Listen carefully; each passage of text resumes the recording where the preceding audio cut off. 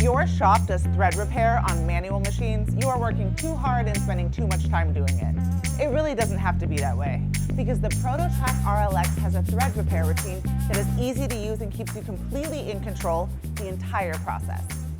This feature is integrated into the DRO mode, where you'll learn to do part and tool setups. With thread repair, you are done messing with lathe gearing and setting your compound slide. Simply enter in a few values in the thread repair canned cycle. You'll manually position the tool into a good thread, but the ProtoTRAK will do the cutting for you with as many passes as you want.